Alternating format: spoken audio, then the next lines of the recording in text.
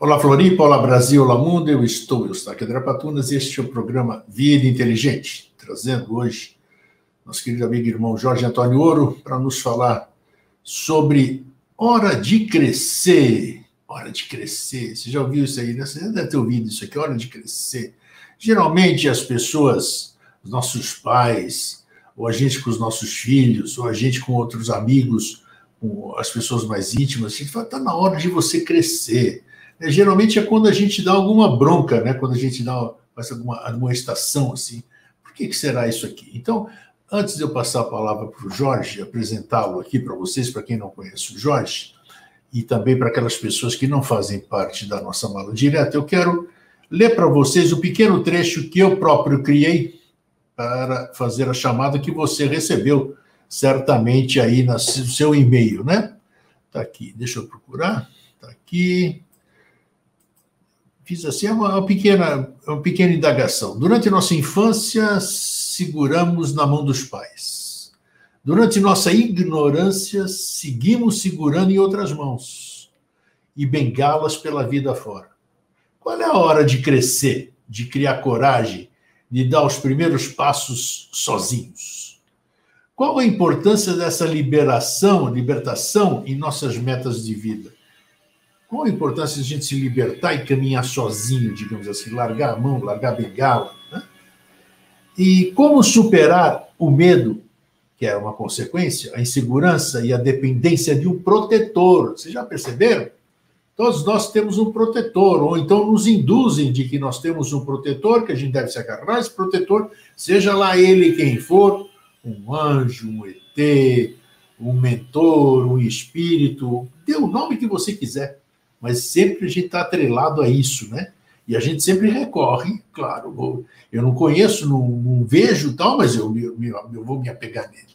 Então é isso que nós vamos debater hoje, tentar esclarecer, né? Ou como diz o Jorge, que ele vai dizer que ele gosta, né? Tirar mais uma casquinha da cebola ou desenrolar essa questão que a gente fala. Então deixa eu fechar aqui, voltar para a minha transmissão, para a gente poder agora trazer o Jorge. Hoje eu vou chamar, porque eu não sei se ele está aí, não sei se ele está aí ou não está.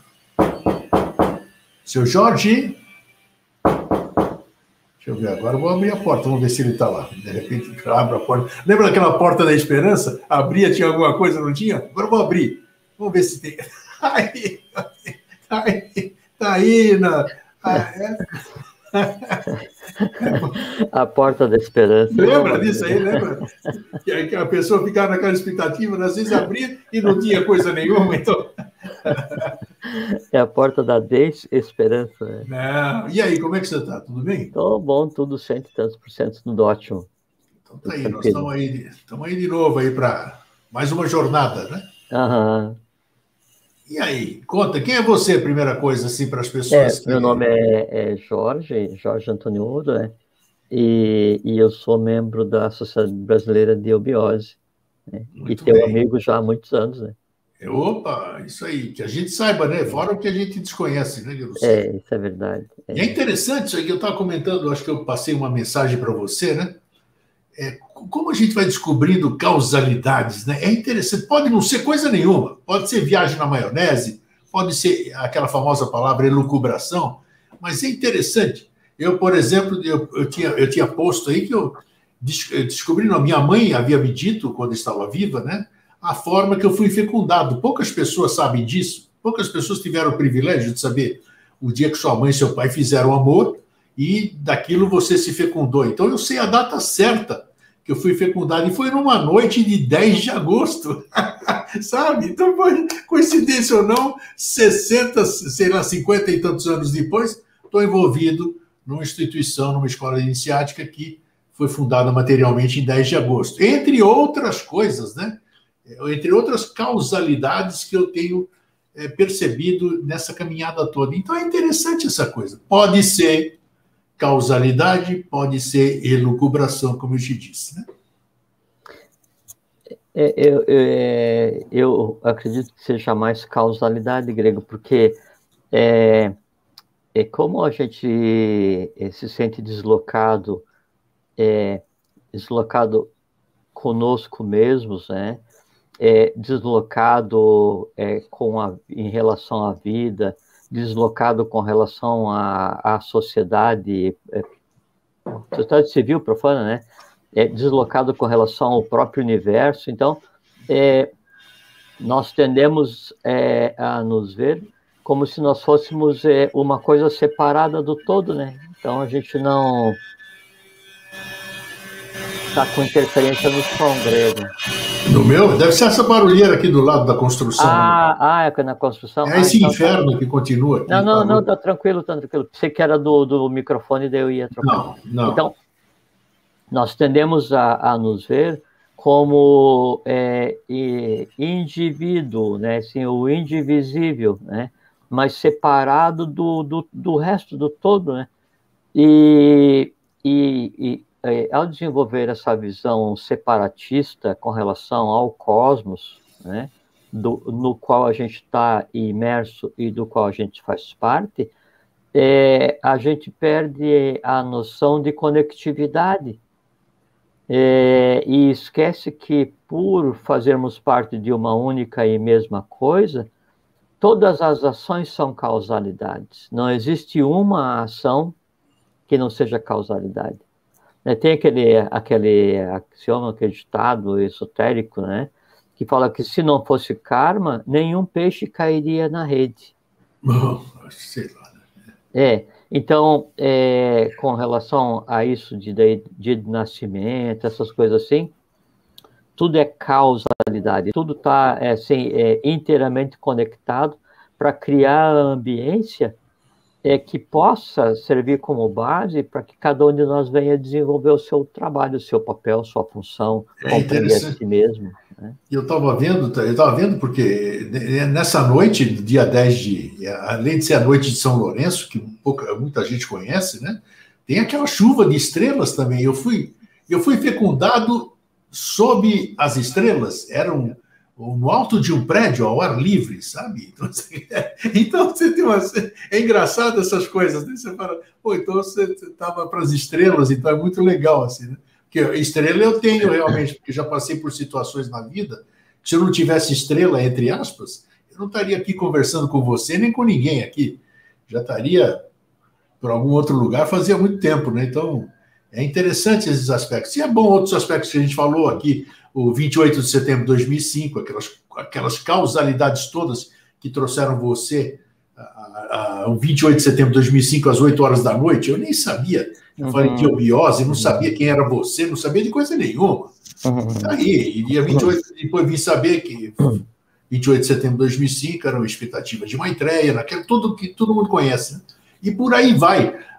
Eu, você, o seu Jefferson Henrique de Souza, né? Nascidos em 11, 12 e 13 de maio, é muita causalidade junta, né? Que a gente vai descobrir. Então, isso que eu digo. Então, essas causalidades, essa terminologia nova, eu conhecia muito causalidade, né? Causalidade. A causalidade é a negação da causalidade.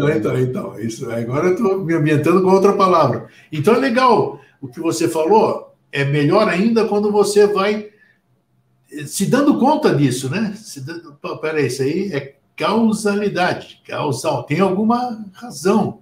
Isso aí não é ao acaso, né? Tem uma questão. Então, isso é bacana, reforça a sua determinação, vamos dizer, para aquilo que você está fazendo. Isso é muito bom, que a gente ainda continua, tem aqueles resquícios de São Tomé, né?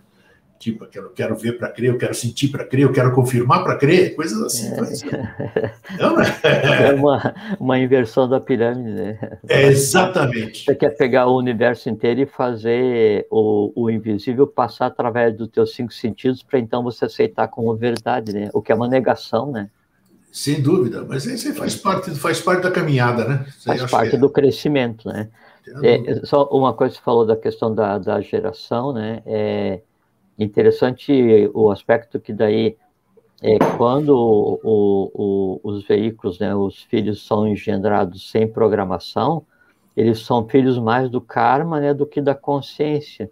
E quando são engendrados assim preparadamente, adequadamente, premeditadamente, né, Daí são filhos somente do pai e da mãe, né? Não são filhos do karma e do ambiente, né? Isso foi legal, isso aí foi uma coisa, foi uma informação. Isso tem impacto muito grande depois do trabalho que a pessoa tem que fazer. Você trouxe essa informação, foi muito boa. Você foi o primeiro a trazer aqui no programa, que é o tipo de... O meu não foi o caso, né? O meu foi a sensualidade, né? Duas pessoas que se amam, dá tesão, eles vão acabar com aquele tesão em algum lugar. Foi o meu caso, né? Aconteceu assim, então não foi nada programado. Isso aí aconteceu em agosto, eles casaram em 17 de dezembro, e eu nasci em 11 de maio, exatamente 9 meses depois, vamos dizer assim, né? Então, eu sou da outra turma, não sou desse... não sou desse... né?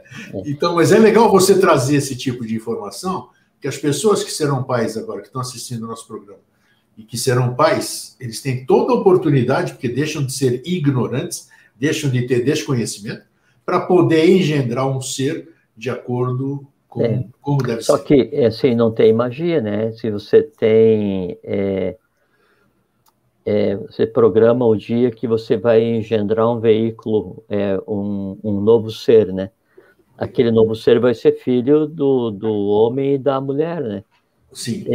E ele vai ser o que eles são, né? Então, o fato só de decidir quando vai ser engendrado o filho não torna o filho um ser diferente. O que vai torná-lo diferente, né, é essa consciência na geração e a consciência que o pai e a mãe têm para dar para ele, porque senão não adianta.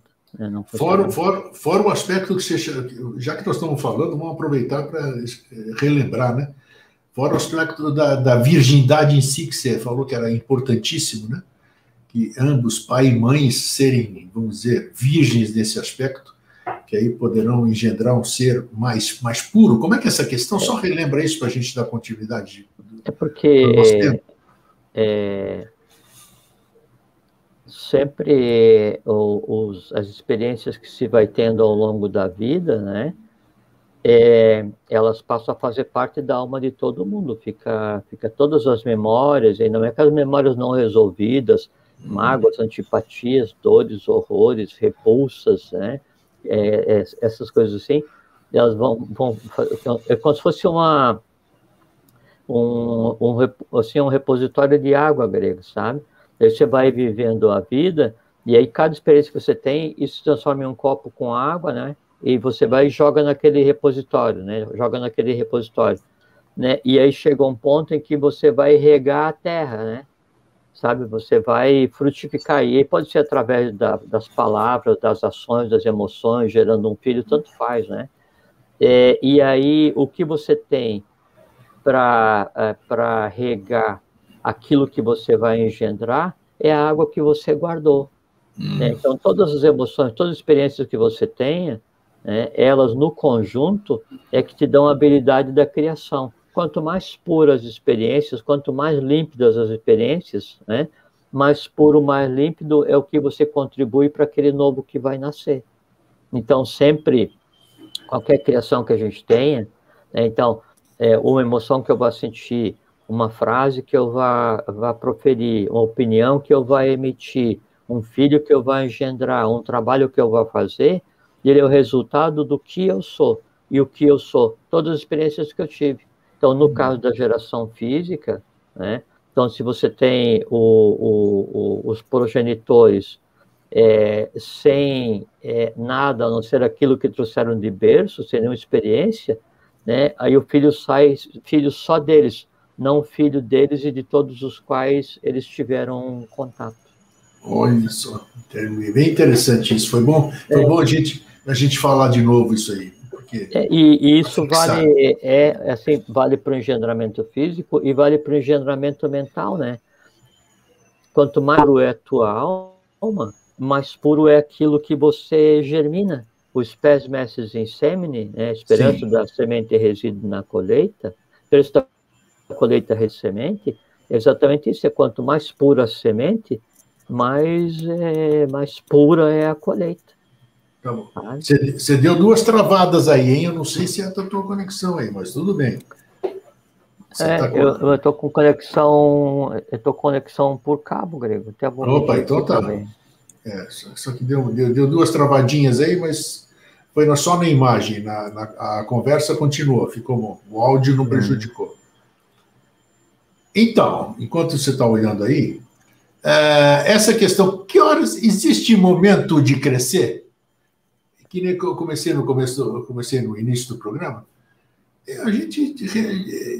Eu já tomei grande bronca, eu já falei aqui durante o programa, né, porque eu cobrei certa vez o crescimento de alguém e tomei um baita de um esporro porque disse que cada um tem o seu momento de crescer. Não sou eu que vou determinar a hora que esse vai acordar, o outro vai acordar. Um chama de crescer, outro de acordar. Então, existe hora de crescer, Jorge? Porque você vê, hoje nós temos crianças super precoces, né, em conhecimento e tudo mais. Ficam nominando de tudo quanto é tipo de criação que cada um tem nas suas elucubrações, né? Chamam de isso, daquilo. Adultos também que parece que não desenvolvem, né? Que não querem, não abrem a consciência, coisa assim. Existe? Eu acho que não existe, não tem esse negócio, não existe uma coisa automática que eu vou despertar. De repente eu despertei, de repente eu vou crescer. Qual é a hora da gente crescer? Se é que existe uma hora da gente crescer? E como é que a gente faz para realmente começar a crescer? Todo mundo busca, todo mundo é buscar. Que você é? Eu sou buscador. Estou aqui, já passei por um monte de escola, isso aqui, tal. Mas isso não significa crescimento, né? Significa uma busca. E quando é que a gente... Eu sei que é uma coisa meio complexa para a gente conversar assim, né? Existe esse momento ou não, Jorge? Eu acho assim, como um momento específico não existe, não, sabe? Eu também acho que não. Até porque não existem dois seres iguais, né? E não só seres humanos, não existem dois seres iguais, né? Verdade. Porque cada um ser ele é engendrado de maneira diferente, uma tônica diferente, coisas para resolver diferente, origem diferente, sabe? Inclinação do universo na hora da geração diferente, tem uma porção de coisas. Então, faz com que cada um tenha um caminho a seguir, né? E aí você vai comparar assim, eu estou vendo dois peregrinos, né? Um está em uma reta e outro está subindo uma escada. Mas o que está andando na reta, ele está andando mais devagar. Eu vou julgar assim, puxa, mas aquele cara está andando naquela vida toda plana e anda devagar, né? Aquela coisa sem degrau. É falta de perspectiva. Quando eu me afasto um pouco, eu vejo que, na verdade, aquilo que eu pensava que era uma reta era alguma coisa a 45 graus, então ele estava subindo mais do que a escada, só sem usar degrau. Tá? É verdade, boa. Então o julgamento, né, da ação do outro, ou o julgamento de achar que o outro não está crescendo, ou não está crescido, ou não está maduro, ou não faz nada, ou não faz o correto. Isso por si só, né, já é o maior erro. Então, qual é o erro que eu não devo cometer, né, para começar um processo de crescimento? Primeiríssimo, não julgue. É esse que é o grande problema. Não julgue. Mesmo a gente tendo isso na cabeça, a gente julga, continua julgando, é um negócio incrível. Lógico. E geralmente quando você quer julgar, você julga com relação à tua perspectiva, à tua impressão, né? Só que é o seguinte, aquela outra pessoa que você julga que ele ainda é um adulto infantil, né? Significa só que é o seguinte, que ele cresceu e está vivendo experiência de vida sem azedar, né? Sem cristalizar, né? Sem densificar. E você, né? Ou eu, né? Do meu ponto de vista vetusto, azedo, cristalizado, né? Cheio de mágoas, de não resoluções, tudo. Eu olho assim, poxa, mas ele se comporta como se fosse uma criança. Graças, né? Felizmente, né? Porque o objetivo seria fazer com que o adulto, né, se desenvolvesse fisicamente, vitalmente, mentalmente ou astralmente, né, em todos os aspectos, mantendo um coração completamente infantil. O que é manter um coração infantil? É você daí não considerar o outro como inimigo, é você não julgar, é você ter paciência, é você não querer o excesso, é você viver em paz com a vida, viver em paz com o entorno, viver em paz com você mesmo. Se isso não acontece, né, todo o entorno sempre, para mim, está na fila, né, que eu vou apontar para ver quem é que vai para o banco dos réus. E daí eu passo sempre em busca de um culpado pelas coisas. Não, aquele é culpado porque o outro é culpado porque aqueles são culpados porque eu sou culpado porque... Então, parece que o culpado passa a fazer parte do vocabulário obrigatório de todos os dias, né? E, na verdade, não foi assim, né? E é interessante que, nossa, você fica falando assim e a tela aparece assim, é uma tela inexplicável, é uma tela que não tem definição, né? Bem respostas, um monte de respostas. Porque, na verdade, quando eu julgo alguém, como você acaba de dizer, eu tô jogando nele tudo aquilo que existe em mim. Cansamos de falar isso aqui. Sem dúvida, sem dúvida. Pois é, que está claro, né? E você fica cobrando de alguém alguma coisa que está em você. E isso é uma incoerência incrível. Não, é como você se arrumar para ir para uma festa, né? E aí você vai e começa a brigar com o espelho porque tua roupa não está como você gostaria. É isso aí. Pô, bela definição, bela comparação. Sabe? E aí você agride o espelho, e aí o espelho passa a ser teu maior inimigo. Aí na festa seguinte, você termina de se arrumar, eu terminei, só que é o seguinte, com aquele espelho eu não falo. Porque o espelho... o espelho só te diz verdade, né? Meu maior amigo. Tem razão. Você chega ali e te mostra, ó, o que pode acontecer é que você, como ponto de fuga, você deixa o espelho ficar tão sujo que você veja uma imagem embotada de você mesmo. E você acha que aquilo é evolução. Não, daí, para você corrigir, para você evoluir, para você crescer, você tem que primeiro polir o espelho, para daí você ver quem você realmente é, para daí então ver o que precisa melhorar. E o espelho, que é aquele que você acha que é teu inimigo porque aponta teus defeitos, ele é o teu maior amigo, porque ele é você. Olha só, tá vendo? Por isso que eu gosto das nossas conversas, porque elas tomam um rumo inimaginável. Você sabe, e isso é muito usado, né, assim, na análise do dia a dia da vida, aquela questão do bambu chinês, né, que daí, então, o bambu, e até tem uma lenda chinesa sobre a pessoa foi, né, e plantou no mesmo dia o bambu e a samambaia, né, e aí a samambaia, já, assim, você olhou na direção dela, ela já cresceu, já explodiu, já está dando folha, tal. E o bambu está quieto, né? E passa um ano, né? A samambaia nasce e morre, o bambu está quieto, né? Passa 2 anos, a samambaia nasce e morre, o bambu está quieto. Né? Passa 3, 4... Né? No 5º ano, né? Aí vem um brotinho desse tamanhozinho, né? E dali, em seguida, aquele negócio se transforma em uma vara de 10 metros de altura. É porque os 5 anos que ele estava quieto, né, ele estava criando raízes, ele estava se preparando para daí. Vale a analogia, né? Vale a analogia, assim, qual é que é a hora de crescer? A hora de crescer é aquela hora em que eu esteja seguro para dar o passo seguinte. Essa é a hora. E se o bambu é impaciente, ele morre, porque a raiz dele apodrece. Se o bambu sai mais cedo, o broto tomba. Se o bambu sair muito mais cedo, ele vai atingir 10 metros rapidamente e vai cair no dia seguinte. Por quê? Porque ele não tem base. Sabe? Então, no nosso caso, qual é que é a hora de crescer? A hora de crescer, né, é quando a perna, que daí foi onde terminou o passo seguinte, ela esteja suficientemente apoiada para sustentar a perna que vai ficar no vão livre, no ar livre, para dar o passo seguinte. Passado é aquilo que está atrás do meu calcanhar, é o que passou. Bom, essa primeira parte foi sensacional. Essa é a primeira parte, muito bom esse aspecto. Segundo aspecto dessa busca da hora de crescer, foi aquilo que eu fiz na chamada também. A gente sempre tem, agora nós aqui, já não estou julgando alguém agora já estou caindo em mim mesmo, vamos dizer, porque é quando é aquela questão de depender de alguém, né? A gente fica rezando, esperando que alguém venha nos ajudar, que alguém atenda às nossas súplicas, que alguém venha nos buscar, que alguém venha nos salvar, que alguém venha nos dar a mão, né? Tem até músicas, tudo isso aqui e tal. Uma série de coisas que vão nos incutando na cabeça de que alguém, esse alguém pode ser o que se imagina, o que for, dragão, gente, tudo que pode, qualquer coisa assim.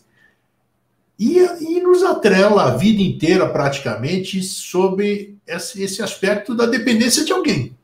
Se não for por alguém, nós não vamos chegar a lugar nenhum. Se a gente não tiver assim. Como se desvencilhar agora? Agora já vem para o lado de cada um. Já, né? Como se desvencilhar dessa necessidade, dessa bengala, que a bengala é benéfica até certo ponto, a gente sabe disso, né? Enquanto a gente está coxo, enquanto a gente está.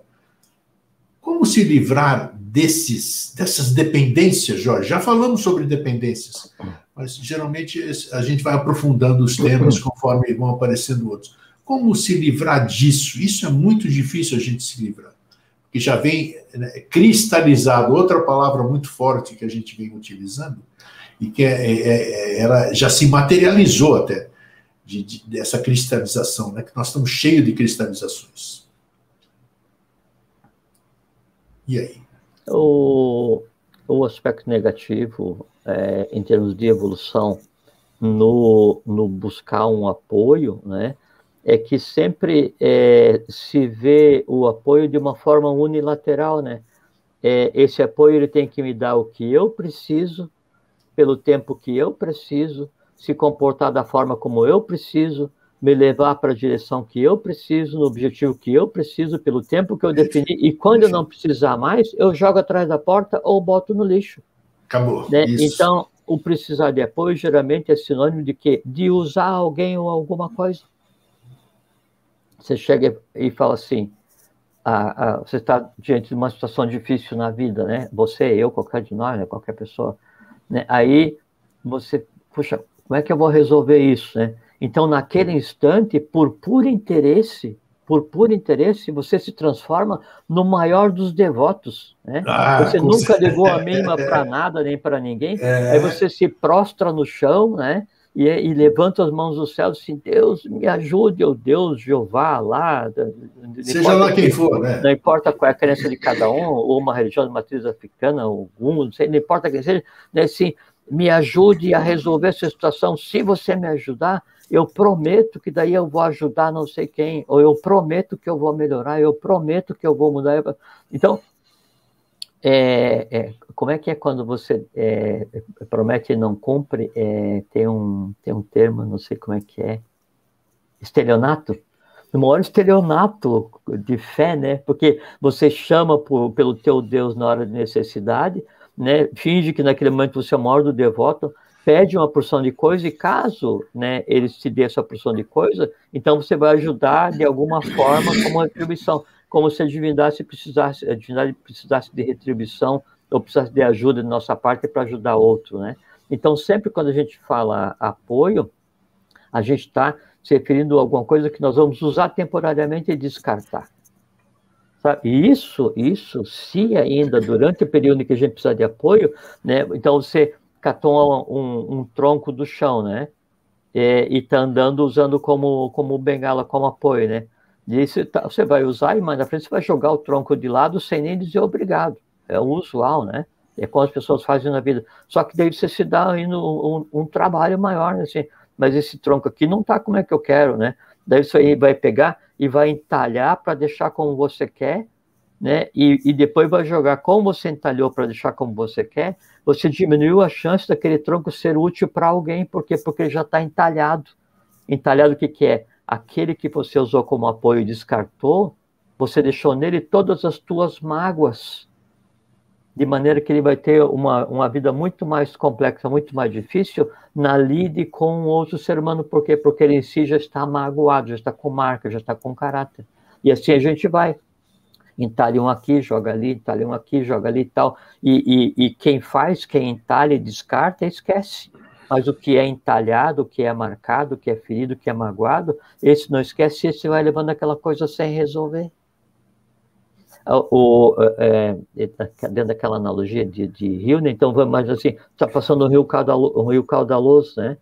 e aí tem um tronco, que daí tá no rio, ou tá passando vários troncos, né? E aí você reclama que aquele tronco está te impedindo o caminho para você chegar na outra margem, né? Então você reclama de A, de B, de C e de D, porque te atrapalha, porque não fez isso. Então sempre você reclama de alguém. Só que daí você esquece que você pode ter uma relação fraterna com aquele tronco temporária, né, na vida. De que maneira? Né? Você se apoia para conseguir sobreviver à correnteza, e no se apoiar, né, você consegue seguir o teu caminho, e quando você vai dar o empuxo para seguir teu caminho, você desloca aquele tronco do seu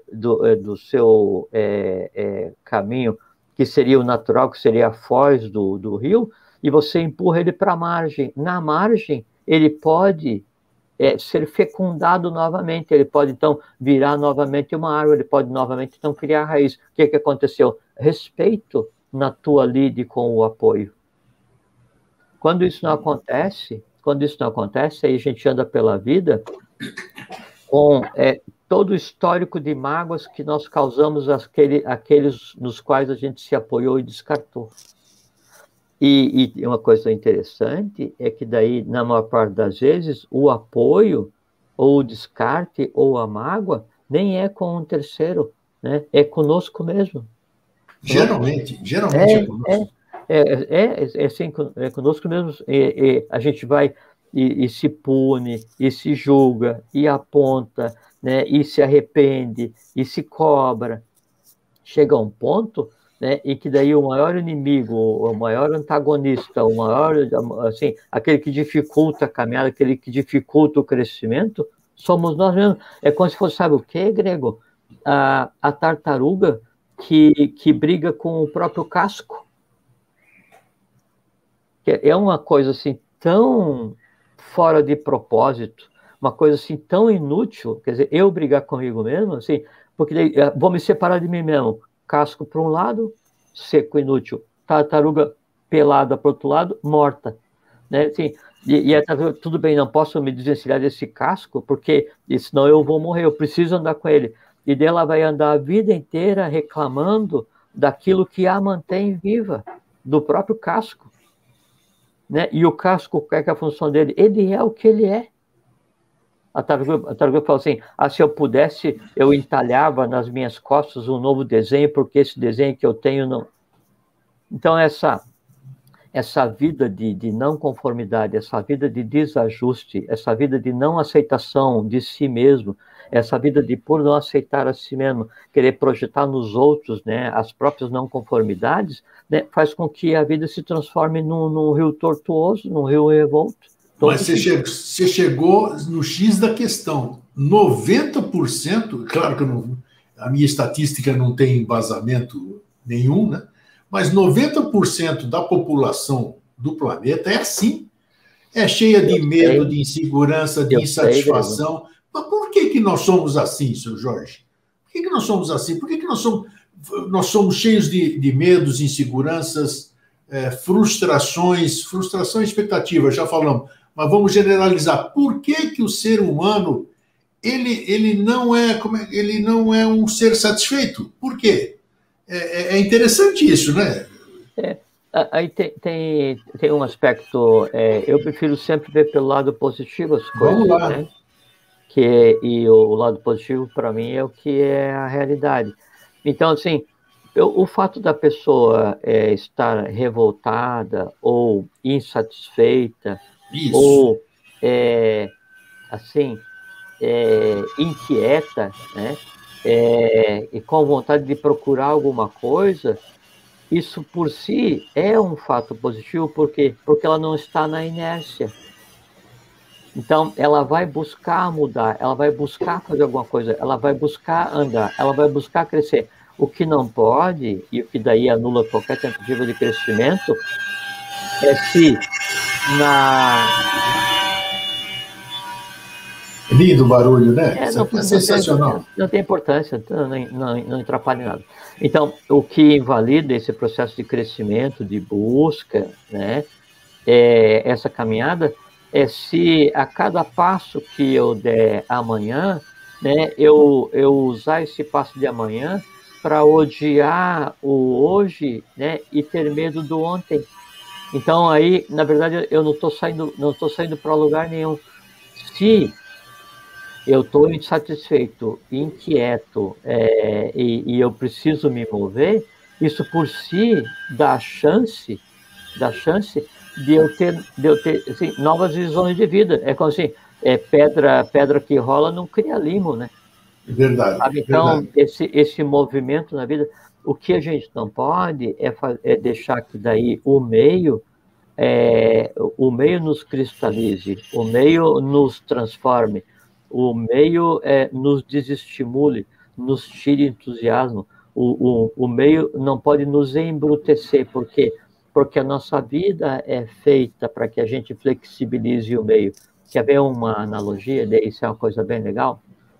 Então, tem uma lenda da tradição hindu. Então, estavam reunidos o fogo, a terra, a água, o ar e o fogo, né? E aí estavam aborrecidos com a humanidade, porque a humanidade não ficava no caminho que deveria ser, e a humanidade é filha, né, da terra, da água, do ar e do fogo, e todos eles são filhos do quinto elemento, né? Sim. E então eles não, então vamos nos retirar, vamos deixar a humanidade por conta própria, né? Mas aí esses 4 deuses, né, essas 4 divindades, eles falam assim, não, mas então vamos deixar um presente para a humanidade, que ela contemplando, ela consiga compreender todos os mistérios que a regem, né, né, os seres humanos. E aí eles deixaram, sabe o quê? A flor de lótus. Nasce na lama. Sim. Cresce na água, floresce no ar e dá o sol. As 4. Terra, água, ar e fogo, que é o sol. Né? Sim. À noite, né, a flor de lótus, ela se fecha e volta para a água. Na manhã seguinte, tão pura quanto. E a semente e a flor de lótus tem uma coisa muito parecida com o ser humano, que assim, é a única planta que daí ela precisa manter a temperatura dela próximo de 35 graus, 36 graus, que é a temperatura que mantém vivo o corpo do ser humano, né? E uma semente de lótus, quando colocada em reserva, né, dizem as tradições que por 5.000 anos ela está apta a recomeçar, mesmo sem ela ter contato com a água. Caramba. Então, veja só, ela nasce no lodo, mas aí a flor dela não é marrom. Ela atravessa a água, né, e a flor dela não apodrece. Ela se recolhe todas as noites, né, e na manhã seguinte ela é tão radiante quanto o sol. Então, qual é que é a forma correta de levar a vida? Qual é que é a forma correta de crescer? Qual é que é a forma correta de enfrentar as intempéries da vida? Flor do lótus. Eu posso estar na lama, por quê? Porque da lama humana eu tiro o aprendizado para fazer com que a divindade em mim sempre floresça todos os dias, oferecendo a beleza a quem queira. Mas aí já é um nível, você já precisa ter um nível de consciência. Lógico. E, por assim, e veja que o lótus está o caule inteiro na água, né, da lama até na superfície, né, e a água não o conspurca, então aquela emoção não o destrói, aquela emoção o vivifica. Por quê? Porque ele sabe qual emoção usar. E não é porque ele já está na superfície e fica na posição cômoda, não. Ele se dá o luxo de todas as noites ser engolido pelas emoções e na manhã seguinte abre para o sol um dia. Por isso que o loto é um símbolo de consciência, de renascimento na Índia, no Egito, Síria, Líbia, Tibete, todas as tradições. Né? Por quê? Porque é realmente um ente que, se compreendido, se analisado, e se fizermos analogia com a nossa vida, nos dá condição de crescer seguramente. Você falou agora há pouco que você gosta de ver o aspecto positivo das coisas, né? Como é que você vê? Muita gente hoje dorme com a esperança, com a expectativa de que um milagre aconteça para que no dia seguinte ela tenha uma sorte, por exemplo, de comprar um bilhete premiado, de acertar num jogo, essas coisas. Essa esperança, todas essas coisas que eu acabei de citar, você acha isso benéfico para o ser humano? Não. Mas muita gente sobrevive disso. Consegue passar de um dia para o outro nessa esperança. Mas o contrato social hoje, de todas as nações, é mantido em cima das falsas esperanças, né? Que é aquilo que as religiões oferecem como ponto de fuga, tanto é que os estados, ao invés de serem estados laicos, né, são estados com profunda interferência religiosa, ou estados religiosos, a ponto de se confundir religião com estado com o povo, né? Então, se a esperança é aquela esperança construtiva, então, spes messis in semine, a esperança da colheita reside na semente, então eu vou plantar, eu sei o que eu estou plantando. Se eu estou plantando maçã, vai vir uma macieira, e essa macieira vai dar outra maçã. Eu não posso plantar cacto, né, e querer colher pêssego. Não vai acontecer. Então, o meu trabalho com consciência, parcimonioso, determinado, persistente, ético, honesto, límpido, claro, tranquilo, né, é que faz com que daí o meu amanhã ele seja construído a partir das coisas de hoje, com a minha vida seguinte, seja construído a partir das coisas dessa existência, assim como essa de agora é o resultado da anterior. Agora, então, essa esperança construtiva, né? A esperança destrutiva é aquela que induz a inércia. Então, eu não vou conseguir. Tudo bem, não quero. Eu estou revoltado. Essas coisas assim, já que eu não consigo fazer nada, daí eu vou pedir ou para Deus, ou para o santo, ou para os elementais, ou para a natureza, ou para o universo. E como o universo não é um banco, o universo não é, um remodelador facial, né? Ele não vai fazer aquelas mudanças que eu acho que eu tenho necessidade. O resultado seguinte à expectativa é a frustração, né? E uma frustração após a outra, o que ela gera? Ela gera revolta. Chega um ponto em que daí eu canso tanto de pedir as coisas para Deus e Deus não me dá, que eu vou e digo assim, grego, faz o seguinte, pede aí por mim, porque você aí tem mais contato com o cara lá, né? Então você pede as coisas lá para ele me dar uma ajuda, e se você me ajudar, eu te dou uma parte, né? Então, eu não sei pedir, eu não sei o que eu quero pedir, eu não sei o código de linguagem, eu não sei para quem pedir, e a chance de eu ser atendido é zero, e quando eu não sou atendido, eu entro em um processo de revolta, um processo disruptivo, uma ruptura, né? E aí passo a ver a vida, o cosmos, o universo, as divindades, não importa o que seja, como uma coisa antagônica, que existem só para me fazer sofrer. Aí a vida é aquela questão da briga da tartaruga com o próprio casco. Todos os dias são um martírio. Aí o pessoal vem e fala assim, porque a vida é um mar de lágrimas. Pode ser, de felicidade, não de tristeza. Ô Jorge, isso tudo que você está falando está fundamentado em valores. Isso é uma coisa muito importante. Se a gente tivesse os valores, que existem esses valores, mas é interessante. Existem algumas culturas, né? Algumas culturas, principalmente na região europeia, digamos assim, é uma cultura que a gente chama de primeiro mundo. A cultura é diferente, os costumes são diferentes, os valores são diferentes, a ética é diferente. Então, por que existe essa disparidade? Assim, já falamos sobre as raças, tudo isso aqui, mas hoje, às vésperas, ou então, como se diz aqui, que já estamos vivendo um novo ciclo, isso não devia estar mais, como é que se diz? Essa região mais desenvolvida, com uma consciência maior, com uma cultura maior, isso aqui não devia estar mais parelho, assim, digamos assim. Ô, Grego, de maneira geral, você sabe que daí para fazer argamassa, para daí sustentar um edifício, eu preciso de alguma coisa líquida, né?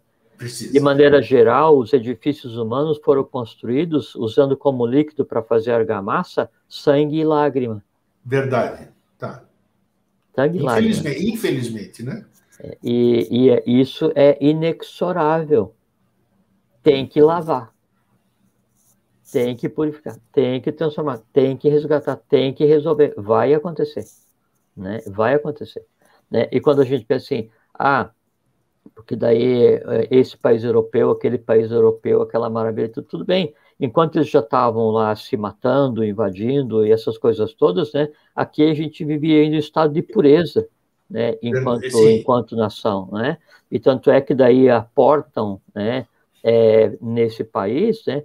Daquelas mônadas que têm a ver com o futuro. É como se daí, sem que ser ofensivo, mas é como se daí o mundo, de maneira geral, fosse a pré-história do Brasil, né? É lindo, porque daí então tem, você vai assim, puxa, vamos ver os museus no Brasil. O museu no Brasil é história recente, né? Vamos ver uma cidade antiga no Brasil. A cidade antiga do Brasil é uma cidade recente. Você pega uma cidade europeia com 1000 anos, você vai na Sim. Grécia, Roma, Paris, na E Inglaterra, tudo tem né? 500 anos no máximo, 500 anos aqui. E ainda considerando que daí todos os cerceamentos possíveis na estruturação da nação brasileira foram implementados, né? Sim. Então, não dá para ter uma base e pensar assim, não, mas já que daí tem esse auge cultural, esse auge tecnológico, por que que as coisas ainda são assim? O auge cultural, o auge tecnológico, o auge histórico é só um degrau, não é auge, né? É só um degrau, e o outro degrau já está construído, e o outro, né? E o que deveria, isso sim, é a humanidade a essa altura, né? Depois de tantas lágrimas, tantas dores, tantas quedas no chão, tantas quedas de joelho, né? Ela tivesse aprendido, né? Ou tivesse pelo menos descobrir por que tem cicatrizes nos joelhos, é porque você teve que cair, né? E daí você não tem que culpar ninguém. Então, agora eu vou andar devagar e vou ajudar aquele meu irmão que quase está caindo, para quê? Para que ele não caia. Então, se já tivesse sido desenvolvido a nível mundial, né, um sentimento muito claro, muito límpido, muito simples, que chama fraternidade, aí então hoje a realidade já seria completamente diferente, né? Então, não adianta você ter alguém que é muito feliz em um país que daí tem IDH trocentos, que daí é o melhor do mundo, né? Mas esse país aí, parte das riquezas ele extrai de um país da África, ou de um país sul-americano, ou do país do Oriente, sabe? Não, assim, o que deveria caracterizar uma grande nação não é aquele vampiro barrigudo, né? E bem alimentado, que daí suga parte de um continente ou parte do planeta, não. São aquelas pessoas tranquilas, respeitáveis, amigas, fraternas, né? Onde todos têm o necessário, onde todo mundo tem chance de viver igualmente. Por quê? Porque senão, enquanto não houver harmonia, né, ninguém consegue experienciar a verdadeira felicidade. E daí, quando que essas pessoas vão crescer? Quando que essas nações vão crescer? Pelo sofrimento, né? Quem com ferro fere, com ferro será ferido. O professor Henrique José de Souza, ele é fundador do Sociedade Brasileira de Eubiose, Fundação Material, 10 de agosto de 1924, está fazendo 100 anos, né, em 2024. O professor tem uma frase que daí, dá para falar e cabe nesse contexto. Ele diz assim: nem que fosse por egoísmo, deveríamos amarmos uns aos outros, porque, sendo parte de uma única e mesma coisa, ferir ao outro é ferir a si mesmo. E aqui, mais do que em qualquer outro lugar, quem com ferro fere, com ferro será ferido. Sabe? Então, isso vale para mim, vale para você que está nos ouvindo, está nos vendo, vale para as nações, vale para a humanidade de maneira geral. Então, é hora de ser egoísta a ponto de amar o outro, porque o outro sou eu mesmo. Né? Porque o que acontece? Se não fizer isso, o equilíbrio vai ser buscado. Né? E aí o crescimento ele vem de uma forma mais ostensiva, né? Uma forma mais dura, mas vem. Quando a gente falou outro dia, a questão das fases da borboleta. Ovo. Sensacional. Não é? Lagarta, crisálida e borboleta. Sim. Né? Se você não tiver a visão do todo, né? O ovo, ele pensa que morreu porque ele eclodiu, né? A lagarta pensa que morreu porque ela virou crisálida, né? A crisálida pensa que morreu porque ela se rasgou toda, né? E se transformou, né? E a borboleta acha assim, tô pronta, né? E vai voar, cai, por quê? Porque quando ela cai, ela tem que repassar o estado dela de ovo, lagarta e crisálida. Por quê? Porque ela tem que passar o mesmo processo para fazer com que o fluido, né, a energia, vá para suas asas, para só então poder voar. Virar borboleta mesmo, né? Você disse também, Gandhi também disse, isso aí tá uma das grandes frases, e a gente sempre vem repetindo, que ninguém dá o que não tem, né? E verdadeiro, eu, por exemplo, vou falar aqui, eu sei, não é novidade para ninguém, eu não consigo amar todo mundo. Não tem jeito. Tem gente que eu antipatizo, tem gente que eu vejo fazer uma ação ruim, eu não consigo me ver naquela pessoa, então eu não consigo amar aquele irmão, tudo isso aqui. Para mim, aquilo lá, enquanto eu não sentir, aquilo é conversa fiada. Como eu amo muita gente, até desconhecidos que eu vejo e amo aquele ser ali, sabe? Mas como é que você desenvolve essa coisa? E os grandes que nos antecederam, eles batem nessa mesma tecla, deve ter um buraco nessa tecla, né? Amai-vos uns aos outros, e realmente seria esse o caminho mesmo, da gente ter esse amor universal, esse amor, sei lá como é que é o nome, amor incondicional, essas coisas assim. Como desenvolver isso? Esse que é o negócio, rapaz. Você veja que isso que você está expressando, na minha maneira de entender, já assim, uma grande demonstração de crescimento, porque para que a gente consiga crescer, para que a gente consiga compreender que todo dia é dia de crescer, toda hora é hora de crescer, não é? Eu preciso primeiro ser honesto comigo mesmo. Então, eu não posso fingir, né, que eu amo a todos se eu tenho antipatia. Então, eu digo assim, não, você, eu antipatizo. Por quê? Porque você faz isso aqui, que isso lesa a evolução, lesa a humanidade, lesa a pátria, lesa... Né? Mas só que a questão é como antipatizar, Grego.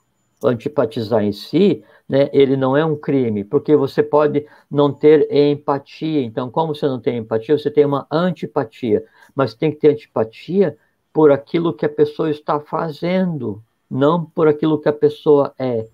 Aí é que tá, exato. Entende? Você tem que assim, você pode exercer a crítica, né? E também o professor fala que a crítica, quando desprovida de seus atributos negativos, ela é a maior tribuna do aperfeiçoamento humano. Então, você pode criticar a pessoa quando está errando, por quê? Porque ela está errando. Né? Agora, você não pode odiá-la porque ela errou. Você tem que ver, né, o erro acontecendo naquela pessoa e não aquela pessoa errando. Porque o erro não é ela, o erro está nela. Ela pode ser ignorante e estar errando. Então, você antipatiza, né, porque aquilo que está nela exteriorizando-se, né, é motivo de antipatia, e você dá embate àquilo. Seu próprio reflexo, inclusive, a maioria das vezes, né? Isso que é o pior. Óbvio. Isso que é o pior. Não, o pior carrasco, o pior júri, o pior juiz, o pior carcereiro que cada um de nós tem, se chama espelho, né? É nós mesmos. Com certeza. Né? Nossa, esse é o pior mesmo. E você sabe assim, então assim, quando você erra, né? Eu te falei que estou fazendo uns escritos lá, né? E essa foi a primeira frase que eu coloquei para eu mesmo me lembrar. Então, quando eu erro, vou aplicar para mim, né? Então, porque as pessoas não sei se erram, então vamos dizer quando eu erro. Quando eu erro, né? Então pode ser que pelo meu erro as portas do inferno se abram para mim. Pode ser, não importa. E o inferno é o inferno de cada um. O inferno de alguém pode ser porque pisou numa formiga, o inferno do outro pode ser menor porque ele pegou e extinguiu uma nação inteira, cada um com seus infernos, né? Então, quando você erra, a porta do inferno se abre para você. Agora, o que vai fazer com que você entre no inferno e se mantenha nele é a repetição. Aí sim. É quantas vezes você vai lembrar daquele, né? E vai lembrar. E aí, no lembrar, ainda tem dois caminhos, né? Você lembra né? E não, eu não devia ter feito, eu podia ter corrigido, né? Eu tenho que procurar a pessoa, eu tenho que fazer isso, eu tenho que daí, e eu não vou mais fazer da mesma forma. Então, isso é um crescimento. Ou tem aquela segunda alternativa, que daí você repete aquele erro, assim, não, eu escorreguei na casca da banana, né, mas a culpa foi do grego que passou ali, então eu vou pegar e todos os dias vou me lembrar que eu caí, que daí machuquei o joelho, que doeu, e que a culpa é sua, a culpa é sua, a culpa é sua. Eu vou odiar todos os gregos, vou odiar todos os eustáquios, vou odiar todas as bananas, vou odiar todo o universo, porque eu repeti de tal maneira aquilo na minha alma, né, que já não é mais uma coisa, é um conglomerado, e aí aquilo me atraiu e eu passo a viver no inferno. Então, cada um abre a porta do seu inferno, entra e o constrói como prisão. Verdade, verdade. É interessante porque quando a gente vai tendo essas conversas, as coisas voltam a repetir, volta repetitivo assim. As coisas parecem muito simples, né? E talvez sejam simples. É porque as coisas são simples. Isso, talvez sejam, mas aí é que está. Eu tenho uma grande dificuldade, eu falo por mim, não posso falar por ninguém. Não, né? mas sabe por que daí não é só sua dificuldade de nós todos? Porque assim, todas as coisas que existem vivas em cada um de nós, elas querem acontecer. Não importa qual tendência. É verdade. Se eu tenho antipatia, ela quer antipatizar. Se eu tenho um medo, o medo quer medar. Né? Não sei se existe, mas tudo bem. Né? Se eu tenho um ódio, o ódio quer odiar. Né? Então, todas as coisas elas tendem a querer assim vir à tona, todo dia, todo dia, todo dia. E aí, então, você tem que fazer o quê? Dar atenção a cada uma delas. Né? Assim, se você desceu, né, ao inferno, né, é uma escada, ninguém pula. Se desce, o inferno a gente não pula no inferno, a gente desce parcimoniosamente, degrau a degrau. Né? Aí o processo de saída, degrau a degrau. Então, pacientemente, né, o que acontece, por que foi e tal, eu tenho que compreender, tenho que conhecer, eu tenho que melhorar, é hora de crescer, isso aqui eu mudei, agora eu... Tem aquele nosso amigo que foi embora há pouco tempo, o Celso Agostinho Martins de Oliveira, né, um querido, né? Sim. Então, eu conversando com ele há uns anos atrás, né, aí ele estava com, acho que tinha feito 80 anos, alguma coisa, acho que era 80, ele assim, Jorge, quero te contar uma coisa sensacional, Jorge. Eu disse assim, fala, Celso, o que você consegue descobrir de sensacional a essa altura? Ele falou assim, agora, né, antes de fazer as coisas, eu penso. O cara é uma sumidade, sim, senhor. Né? Um amor de pessoa. Né? Mas foi a conquista dele, assim, né? A conquista dele, né? Não, é para ver a humildade, a simplicidade, então... né? A profundidade da criatura, né? Que mesmo tendo todo o estofo, né? Cultural, assim, iniciático que ele tem, a experiência de vida, aquela coisa, aquele conglomerado gigantesco, né? Que é aquela coisa magnânima que ele era, né? Que ele é. Ele, aos 80 anos de vida, disse assim, Jorge, agora eu penso para fazer as coisas. Eu fiquei pensando assim, putz, esse sujeito, né? Ele fala que daí agora ele está conseguindo pensar, eu preciso mudar a minha qualificação porque eu pensei que tinha deixado de ser ameba. Agora eu preciso voltar ao status de ameba, porque... Entende? Verdade, então, né? é que a vida ela é um gigantesco desafio. E é um aprendizado diário, momentâneo. Diário. Então, assim, cada vez que você inspira, você está crescendo. Perfeito. Cada vez que você inspira, a questão é o quanto de felicidade você experiencia, né, nesses pequenos, gigantescos embates do dia a dia que só você sabe que trava. Né? E se você for semear o campo, né, e a primeira pedra que machucar o teu pé, né, você sair chutando o chão, né, terminou o dia e você não plantou mais nada, você é só um revoltado que não foi fecundo. Né? A vida ela tem uma outra nuance, tem uma outra coisinha para resolver, um outro rio para atravessar, faz parte, mas isso faz parte da vida, não é a vida. Né? Porque senão seria assim, de dia, Jorge está feliz? Estou. Daí deu 6 horas da tarde, de noite, tá feliz? Não, porque eu só gosto do dia. Então eu seria feliz de dia e infeliz à noite. A vida, no geral, seria uma porcaria. Né? Então eu tenho que aprender a ser neutro de dia e neutro à noite. Todas as vezes que tiver coisa para resolver, vamos em frente. Está tudo maravilhosamente bem, vamos em frente. Essa que é a harmonia, o equilíbrio perfeito das coisas, né, é que faz com que a gente compreenda o grande, gigantesco processo no qual nós estamos envolvidos, que é aquilo que a gente chama de vida, né, e que é como, voltando à analogia da flor de lótus, né, é assim, saí da lama, passei pela água, floresci, na superfície, espargindo beleza, né, e luz e tudo, né, e aí, de noite, volto para a água, e amanhã, me espere, por quê? Porque eu vou voltar como flor de novo, né? Então, aquela brincadeira que a gente faz, a gente tem que ser daquele jeito, assim, a maneira de crescer todos os dias, daí chega de manhã, né? Chega de manhã, você acorda, né? E fala assim, pá, bom dia, né? Bom dia, Jorge. Eu falando para mim, hoje nós vamos conseguir, hoje nós vamos mudar o mundo, né? Que mundo? O meu. Isso. Para que eu consiga mudar o dos outros, né? E aí eu acordo assim, tão otimista, você, todos nós, né? A gente acorda assim, tão otimista, tão positivo, tão intrepidamente formidabilíssimo, né? Que daí o capeta, ele fala assim, putz, não acredito que essa coisa acordou de novo para me incomodar. Por quê?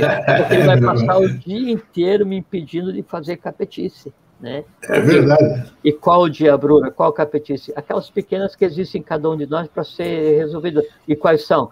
É muito fácil odiar alguém, antipatizar alguém, apontar o dedo para alguém, julgar alguém, ficar azedo, revoltar. Isso é muito simples.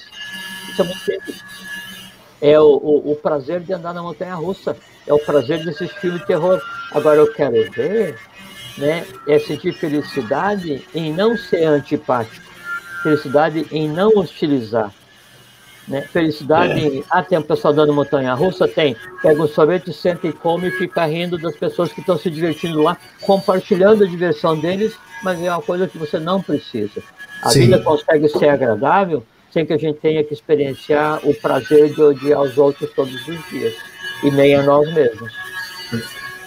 Olha, eu gostaria que a gente batesse esse papo todo dia, sabe? Não a cada 15 dias aí, porque é legal, a gente vai aprendendo e chamando a atenção sobre coisas que passam despercebidas para a gente, né? E a gente vai se convencendo de que o processo é fácil. É fácil mesmo. Basta que a gente se dê conta. Se dê conta todo dia, né? O que a gente tem que fazer, assim, em algum momento, assim, o caminhão está passando na lama, está com as 4 rodas atoladas, né? Aí tem que fazer o quê? Bota uma madeira embaixo da roda de tração, né? Umas pedras, e daí dá um empuxo e segue a vida. O que é essa madeira que daí vai dar aquele empuxo para seguir a vida? Iniciação. Você tem que se assenhorar, você tem que saber o que acontece, né? Então, uma vez que você se senhora, né, das coisas como um todo, aí você passa a ter o norte, porque senão sabe o que acontece, Grego? A gente passa a vida correndo loucamente sem saber para onde ir. Verdade. Né? É como o coelho da história da Alice, do País da Maravilha, né? Tem o coelho correndo o tempo inteiro, com o relógio na mão. Coelho, você está correndo por quê? Porque eu tenho que correr. Para onde? Não sei. Né? E se está atrasado? Assim. Não sei, mas se eu tenho um relógio, eu devo estar atrasado. Né? Assim, não somos assim. Não, e aí a gente passa o tempo inteiro se cobrando uma perfeição, né? Quando a perfeição ela é conquistada ao longo de vidas, né? A perfeição toda que se deve atingir é aquela de chegar no final do dia, né, e dormir com a satisfação de ter cumprido o seu dever. Qual foi o dever que eu cumpri hoje? Eu tentei melhorar. Consegui? Pode ser que sim, pode ser que não. Mas amanhã eu vou tentar de novo. Por quê? Porque eu sou um ser humano. É isso. Valeu, meu brother Jorge Antônio Ouro. Muito obrigado mais uma vez. Obrigado a você pelo convite. É uma felicidade estar aqui. Papo muito legal. Muito legal. Vamos ver o que vai aparecer para a nossa próxima conversa. Jorge, fica bem. Um fraterno abraço, meu querido irmão. Fiquem bem, fiquem em paz. Tenham uma boa vida. Tchau. Até a próxima. Que bom, né, gente? Para bater papo, né? Todo entusiasmado aqui. Termina isso aqui, a gente se entusiasma todo. Mas sempre a gente vê e a gente sabe tudo. E a gente sabe tudo, não. Que a gente sabe como mudar, que a gente já leu, a gente já ouviu milhares de vezes, né? Só a gente não assimilou, ou então a gente não colocou a madeira embaixo da roda, como falou o Jorge agora há pouco. Que tal a gente começar hoje mesmo, hein? Tá? Fraterno abraço, feliz sempre e até semana que vem. Tchau.